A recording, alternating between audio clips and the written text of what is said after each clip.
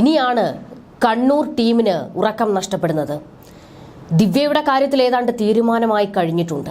വിജിലൻസും CPMന്റെ കക്ഷത്തിരുന്ന അന്വേഷണ ഏജൻസിയാണല്ലോ. പക്ഷേ അവർക്കും PP ദിവ്യയെയും കൂട്ടരെയും സംരക്ഷിക്കാൻ ഒരു റിപ്പോർട്ട് തയ്യാറാക്കാൻ കഴിഞ്ഞില്ല. കാരണം നവീൻ ബാബു തെറ്റുകാരനല്ല എന്നുള്ളത് തന്നെയാണ്. ആ മനുഷ്യന്റെ നിരപരാധിത്വം തെളിഞ്ഞു കഴിഞ്ഞിരിക്കുന്നു. ഇനിയും എന്താണ് ഈ കേരള സമൂഹത്തിന് മുന്നിൽ നിങ്ങൾ CPMകാർ നവീൻ ബാബു തെറ്റുകാരനാണ് എന്ന് കാണിക്കാൻ പുതിയ അടവ് പയറ്റാൻ പോകുന്നത്? അതാണ് ജനങ്ങൾക്ക് ചോദിക്കാനുള്ളത്. കാരണം നിങ്ങളുടെ കയ്യിലാണല്ലോ അധികാരമുള്ളതും അഹങ്കാരവും എല്ലാം. അതായത് അധികാരമുള്ളതിന്റെ അഹങ്കാരം. നിങ്ങൾ പട്ടിയെ പേപ്പട്ടിയാക്കും, ഒടുവിൽ അതിനെ തല്ലിക്കൊല്ലും. ആ രീതിയാണല്ലോ നിങ്ങൾക്കുള്ളത്. പക്ഷേ ഈ കാര്യത്തിൽ അതിൽ സാധിക്കില്ല. കാരണം കേരള സമൂഹം ഒന്നായി നവീൻ ബാബുവിനൊപ്പം നിൽക്കുകയാണ്. വിജിലൻസ് ആവുന്നത്ര ശ്രമിച്ചിട്ടും ഒരു തരത്തിലും നവീൻ ബാബുവിനെതിരെ ഒരു തുറുപ്പ് ചീട്ട് വീണ് കിട്ടിയില്ല. ഒടുവിൽ കോടതിയിൽ നിന്ന് നല്ല 8ന്റെ പണി കിട്ടും എന്ന് ബോധ്യപ്പെട്ടപ്പോഴാണ് റിപ്പോർട്ട് പുറത്തുവിട്ടിരിക്കുന്നത്. നവീൻ ബാബു വഴിവിട്ട് കാര്യങ്ങൾ ചെയ്യാത്ത ആളായിരുന്നു എന്നായിരുന്നു പൊതുവെ റവന്യൂ വൃത്തങ്ങളിലെ സംസാരം. അതായത് നവീൻ ബാബു മരണപ്പെട്ടതിന് ശേഷവും എല്ലാവരും പറഞ്ഞത് നവീൻ ബാബു അത്തരത്തിലുള്ള ഒരാളല്ല എന്ന് തന്നെയായിരുന്നു.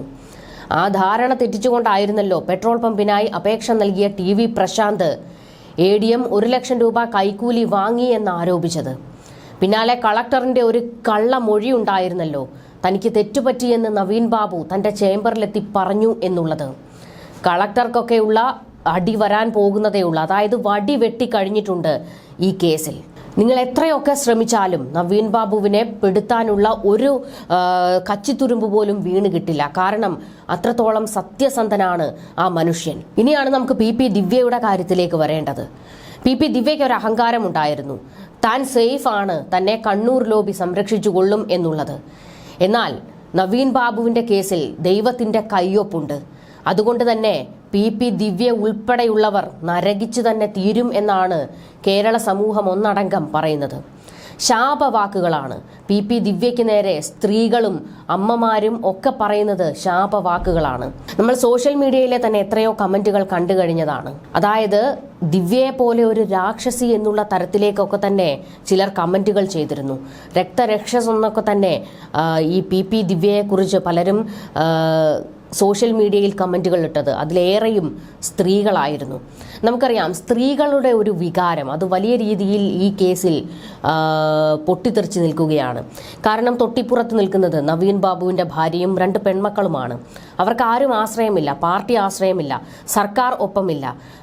പത്തനംതിട്ടയിലെ CPMകാർ ഒപ്പമുണ്ട് എന്ന് അവർ കരുതിയിരുന്നു. പക്ഷേ അവരും ചതിച്ച് ആ കുടുംബത്തെ ഒറ്റപ്പെടുത്തുന്ന ഒരു നീക്കമാണ് പിന്നീട് ഉണ്ടായത്.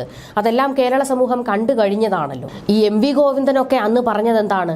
നവീൻ ബാബുവിന് നീതി കിട്ടുന്നത് വരെ ഞങ്ങൾ ഒപ്പമുണ്ടാകും, നവീൻ ബാബുവിന്റെ കുടുംബത്തിനൊപ്പമാണ് എന്നൊക്കെ പറഞ്ഞുകൊണ്ട് തന്നെ ആ മനുഷ്യൻ തെറ്റുകാരനാണ് എന്ന് വരുത്തി തീർത്തുകൊണ്ട് ദിവ്യയെ സംരക്ഷിക്കാനുള്ള നീക്കമായിരുന്നല്ലോ MV ഗോവിന്ദനും PK ശ്യാമളയും ഒക്കെ നടത്തിയത്. അതെല്ലാം നമ്മൾ കണ്ടു കഴിഞ്ഞതാണ്.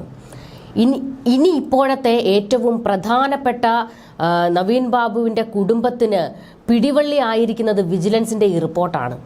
അതായത് ഒരു തരത്തിലും നവീൻ ബാബു തെറ്റുകാരനാണ്, കൈക്കൂലി വാങ്ങി എന്ന് തെളിയിക്കാൻ വിജിലൻസിന് കഴിഞ്ഞിട്ടില്ല.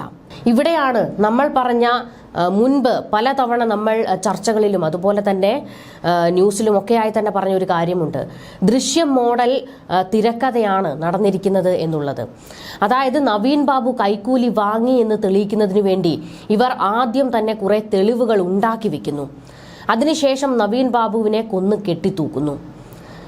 പിന്നീട് ഓരോ അവസരത്തിലും ഓരോ തെളിവുകൾ ഇവർ പുറത്തുവിടുന്നു. അതായത് ഇവർ ഉണ്ടാക്കിയെടുത്ത തെളിവുകൾ പുറത്തേക്ക് വിട്ടുകൊണ്ട് നവീൻ ബാബു കൈക്കൂലിക്കാരനാണ് എന്ന് തെളിയിക്കാനാണ് ഈ CPM എന്ന ഇത്രത്തോളം ക്രിമിനൽ ബുദ്ധിയുള്ള ഒരു സംഘം ചെയ്തു കൂട്ടിയത്.